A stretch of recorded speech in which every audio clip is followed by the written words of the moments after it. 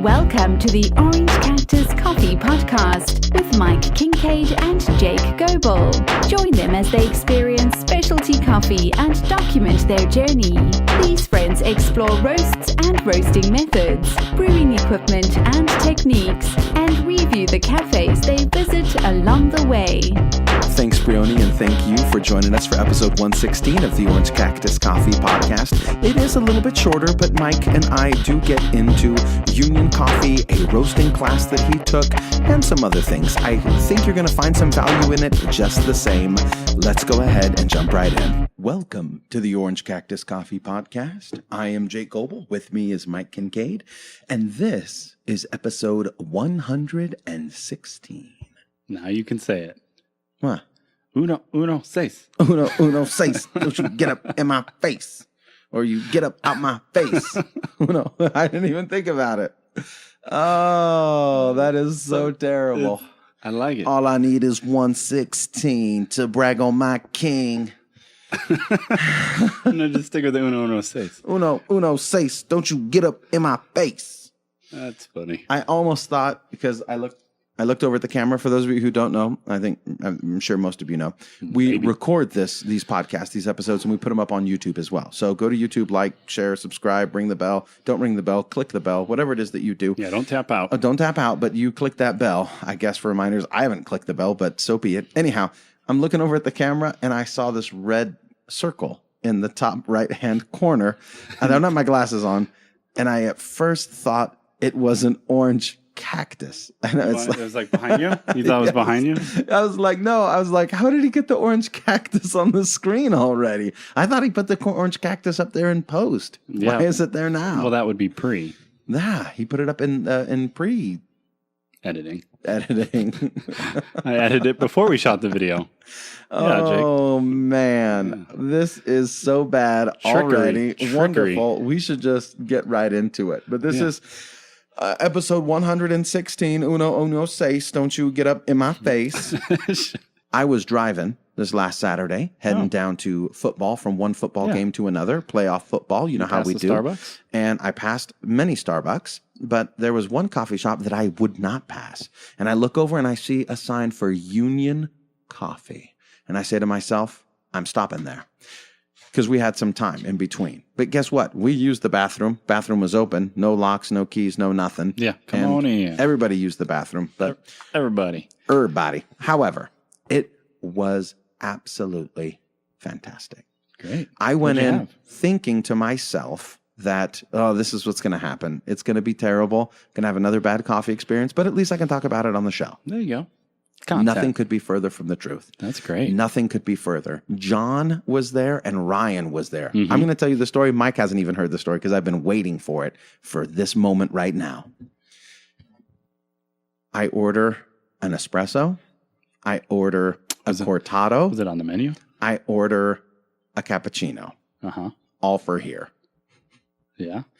And then we order a mocha for the missus. Okay. That was not on the menu. No. Latte, and then they had flavored syrups. Okay. You guys use Monin? Oh, yeah, we use Monin syrup. You guys make coffee? Oh, we roast our own coffee. They got a Dietrich, like a 5 kilo over there, 3 kilo. They got a Dietrich 3 kilo over there. Yeah, that's cool. They had a shirt that had a cactus on it. It was from another local brand, not their brand, but like shirt brand that they had off on the wall. I didn't buy it. Our Saguaro is better, but that's beside the point. Yeah. Ryan was the dude taking the order. He was fantastic. Was he? He was fantastic.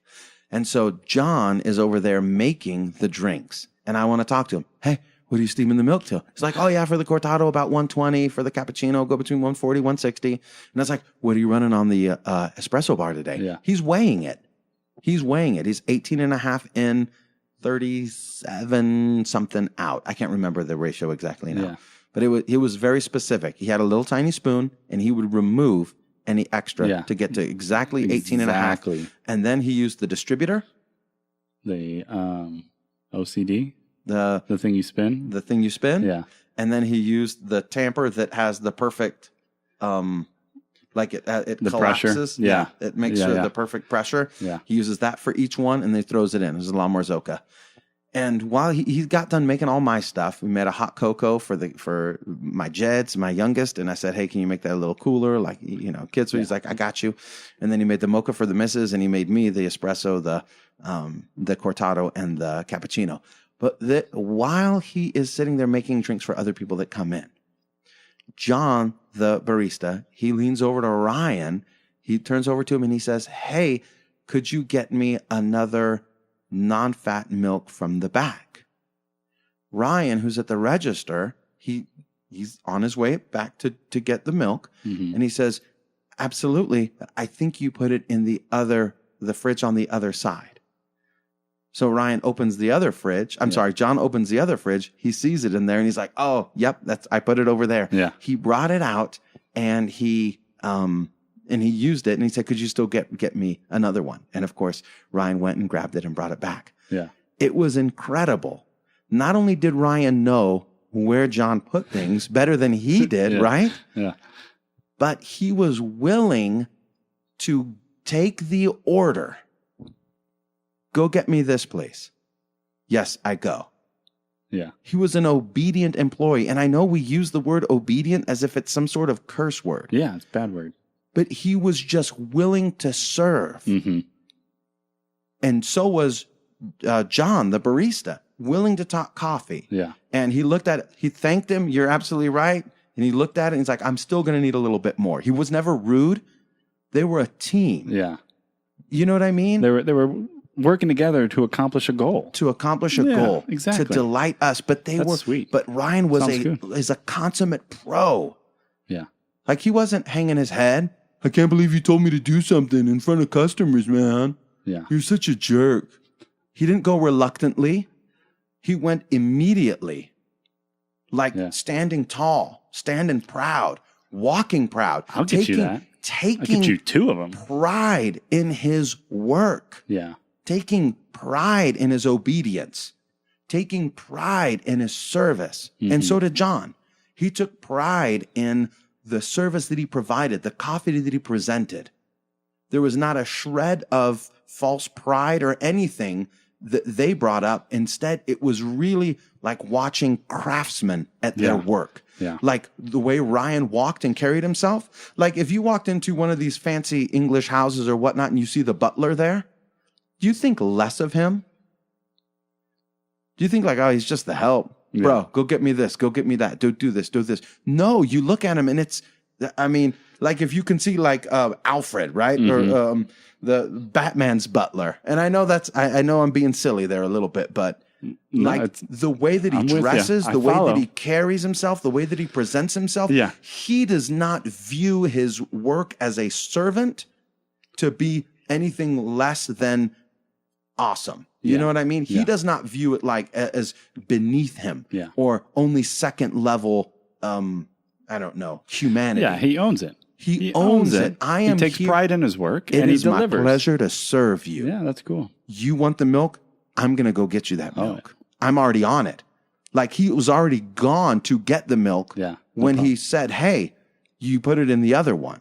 And so mindful of his partner, where he's working, how in his workflow, that he was able to identify a misplacement of the milk. Mm-hmm. He was so aware of his surroundings. Yeah. He was so in tune with it. Yeah. Not only could he talk with me about coffee all day, but he knows what's going on with his partner over here out the corner of his eye. It was just an incredible experience, and those two gentlemen deserve all the props in the world at Union Coffee. Yeah. Now, do you know, were they just employees of the company, or did they have asked him. I was interest? So taken by the experience, because when John spoke, the barista, he spoke as the owner. Yeah. He said, we've only been open since July. I can't remember exactly what he said. Mm-hmm. This is what we're trying to do. A lot of ownership. I knew exactly in my mind, he's the owner. And I said, oh, are you the owner? Yeah. And he said, no, I'm not. Yeah. But he took ownership. But you wouldn't have known that. You would not have known it from the conversation unless you asked him specifically, do you own this cafe? Mm. Which is what I did because I'm me. Yeah. Because I got problems. Because I got problems. He knew everything. How many shots do you pull a day? He knew the shots. He knew what was going on. They knew. They may not owned it on paper, but they owned the shop that day. Mm-hmm. And they owned the experience for the customers. That's cool. They owned It's it. inspiring to and see. they delighted us. It was incredible. Yeah. And you had coffee was good. You enjoyed it? It was fantastic. It was a single origin Peruvian with a hint of orange. Now, they as soon as I found out what it was, I knew right away, I got to try everything. Yeah. I got to try everything. I found the menu to be a little challenging to navigate because of just the way it was set up with cold brew kind of stuff dominating it. But I guess that makes sense in Phoenix. Yeah. Especially somebody that As it gets opens in warmer. the summer. Yep. Yeah. Right? If they opened in July in Phoenix, it was probably, that was probably the case. Where they're like, well, let's focus on cold brew. Yeah, that makes sense. But no, that's great. It was a tremendous experience. And as I was leaving, the missus is like, was it better than press? And I was like, is it testing your relationship? You had to go there. I think we're all wondering. But here's the deal. Are you stepping out? They're not on, press is not on the west side. This was on the west side of Phoenix. Oh. And I was under the impression there is no good So coffee. if you're in a different zip code, it's cool. I have looked what you're saying? everywhere for great coffee on the west side and not found it. Yeah.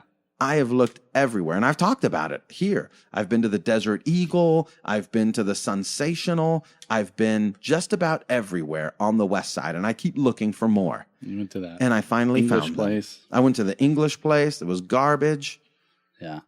But this place was awesome. That's great. Union Coffee. They were really fantastic. They were so great that I even bought some coffee. You got some beans. And this coffee's not the best. You know what? I got to be real. I always got to be honest. But this is an El Salvadorian single origin. Mm-hmm. It was roasted on site. I think the roast date was just a little bit older, but it is 8 days off roast as of this recording. Yeah. But it was okay. It was all right. The Peru was better. They had an Ethiopian, they had the El Salvadorian, and they had a Peruvian. Yeah. And the Peru was the only thing that they were serving that day, but they had other bags roasted up. And I was going to buy the Ethiopian, and then I was like, you know what? Let me branch out. Try something different. Let me try a little something different. Well, and maybe that's part of it. Maybe the El Salvador. I don't know if I've ever had too Coffee much from of El it. Salvador. Yeah, so maybe Me it's neither. just that coffee in general is just something a little different. But almond, caramel, and chocolate for the tasting notes on this one. That How have you sounds had like it? it'd be great. I think I had it with cream and sugar. Did you? Yeah, and it was okay. I think I need to increase the brew strength or let it or increase the brew time on my Kalita. Maybe make it maybe go a little finer on it. Nice. I'm glad you found someone. I didn't get quite as So they're much fairly body new. as I wanted. Yes. Yeah, that's exciting. See where they go and hopefully continue to grow. I mean, with service like that, I imagine they will. I don't see how they could. Anytime possibly you go make customers that come in feel like you're here for them, Yes. and you own the whole experience. And I felt it. And the team works together, and it's not him versus me. It was great. I'm going to support you because in the moment you're supporting them. Mm-hmm. So I'm actually here for the customers too. And if me helping you helps them, that just connects all the chains, makes it happen. Well, good. Part of me was hoping you had another bad experience, but I guess that's okay. It was so great. I wanted to bring you down there and podcast right there. Right then and there. Right Let's then go. and there. What are you doing right now? Let's go. Hey, I know. Hey, It's 10 o'clock. Hey, bro. Let's go. What's going on? What are you doing? Oh, it's your anniversary? Oh, happy anniversary. Can you leave the missus and drive down and have coffee with Yes. Yeah, she says it's cool. me? Yeah. Yeah, she said whatever. I think that means good. That right? means good. Yeah. she said, do whatever you want. do whatever you want. And so, I'm going to go. I thought about that. This is what I want. It would be wrong for me not to do what I want. So I'm going. She said, do whatever you want. Yeah. So I'm doing it. It's the makings of a great evening and following week. Yeah. But baby, you said right? do whatever you want. I brought you coffee. Yeah. It's cold. Well, Jake says hi. oh my. Okay. Okay. Okay. What's So up? you had another. I was busy doing something else actually, You were, yeah. which I did clear with the wife because it was our anniversary. I'm like, hey, there's this thing going on the same date. And that was a Rao. Have you heard of this guy, Mr. Rao? Scott Rao. Scott, yeah. The Rao of Sunshine. He had a master roasting class. Ooh, now, could you be a master? Did you have to be a master to attend, or could you be? You could be a Padawan. Somebody like as you. you would say. Yeah, you could be a Padawan apprentice. Yes. Okay. Yes. A young Padawan. A young Padawan. Is that what they say? Yes. What is a Padawan? A Jedi in training. Okay, that's what I thought. Yeah. Good. That was pretty cool. It was a 3-hour class. I attended virtually. and he had, of course, in person, they set up a little camera and stream it live. And he went through some of the more technical things about roasting, profiling, bean storage, roaster considerations, probes, drum speed, air, kind of everything that he touched on in the beginner's class with the iMap It Forward platform that he did a few months ago, or a month, maybe 2 months ago. I really enjoyed it. Wanted to give you a little something that I took away from it. I think when he does more of these, we're going to try and discuss them and highlight them, promote them. Because if you're somebody that's interested in roasting and you're maybe isolated and you can't get up to, like myself, to all these roasting classes or get up to SCA or attend the master class in person, I find these very valuable. I really enjoy it because you can ask, if you're there live, you can ask questions, and they have usually a moderator that will ensure all the questions are asked. I think every single question, both in person he addressed and via the internet. And sometimes they even labored because they had people from all over the world, and they were trying, and they type it in English, but it was a little broken, and they would labor. In the moment, you're like, okay, where's this going? But then Scott would finally get to, the question or the point this individual is trying to make and provide some valuable information. So it was wonderful. One of the takeaways I just want to throw out there is green bean storage. I never realized, now I always knew it mattered how you stored the beans, but not to the extent that I do now. And what I mean by that is depending on how quickly you go through your order of coffee, whether you're buying full, 135-pound sacks or 65-pound boxes from Genuine Origin, much consideration needs to go into where you keep those beans. Is it in a climate-controlled, humidity-controlled environment or not? Yes. Because what will happen... I don't know. I'm assuming yes. Well, that's ideal. Yes, that's ideal. He said in his consulting, and it's great because what draws me most to Scott is not that he's very opinionated and says, no, do this. I actually really like that. Some of the community don't like that. Roasting's, it's all personal preference and taste. And yes, that might be in there. Mm-hmm. But when you're somebody that's new or you're trying to find your path in roasting, it's nice when somebody says, do this, it will improve your coffee. You do that and you have a better cup. You're like, sweet. What else do I need to know? Yeah. That's been my experience. And so when Scott comes to you and he says, in my many, many years of doing this, I've helped people all over the world. And he'll tell stories about how they could not identify why somebody would have stellar coffee and a week later the coffee was bad, no matter how they roasted it. It was just flat. And they would dive down in all the details and they would come to realize it's how they were storing the beans. They were storing the beans in an environment that was too cold. Throwing them in a hot roaster would scorch the outside. It would underdevelop the inside, and it just would not produce a good roast. And so there were many things that he said you can do to kind of help ensure that you have consistency. Yeah. And I think that's the primary thing I take away from all of his teachings is he tries to teach you how to be consistent. Whether you're brewing coffee, how can I get the same cup? However you like it. You like acidic coffees. You like underdeveloped coffee, overdeveloped coffee. You like second crack coffee. Doesn't matter. You pick your flavor profile that you like. Now, how can I do that again tomorrow and the next day and the next day and the next day? And how can I be consistent with it? And understanding all the variables that impact that consistency and controlling those is really what he's about. So I enjoyed the class. I recommend his resources and, just looking at green bean storage. How are you keeping your beans? Do you have them in a hermetically sealed bag such as Grain Pro? Mm-hmm. Are you keeping them inside, away from humidity and fluctuations in temperature? He says, long-term storage, you can vacuum seal and freeze the beans. Even if you don't freeze them, keeping them in a cold environment will preserve the life of green beans. Now, in order to roast, though, you need to make sure you bring them up to room temperature. And depending on your location, that could take a couple days. The outside of the bean surface might feel like it's room temperature, but internally they're still cold. And when you drop those in a roaster, you're just going to get underdeveloped at the core, and it's not going to give you very good tasting coffee. So something to keep in mind if you have a coffee that tastes excellent when you first got it, but maybe it's not so much anymore. Maybe it's how you're storing it. Yeah. Just something to keep in mind. So yeah, that's my quick 2-minute, 5-minute, 20-minute thing on that was good. My masterclass. That was good. And I don't know if we'll put a link in the show notes because there's more coming up. isn't there? He said he's got one more plan for the year, and I have it written down somewhere, and we'll throw that out there. We'll try and get that into the show notes. I want to say it's in May coming up. Yeah. So, but anyway, stay tuned. We'll let you know about it. All right. So where are we going to go? Well, we've got the book sitting on the table, so we might as well talk about the book real quick. There's a book. It is called Dear Coffee Buyer, A Guide to Green Coffee. So this book came up on my radar, and I was like, that looks pretty interesting. I think maybe I want to look into that. And then Mike shows up with the book in hand. Hey, it is available this book? at Decent Espresso, right? Yeah, I got it from Decent. We'll throw some links out there. I think it's available from Decent and Scott Rao. Yep.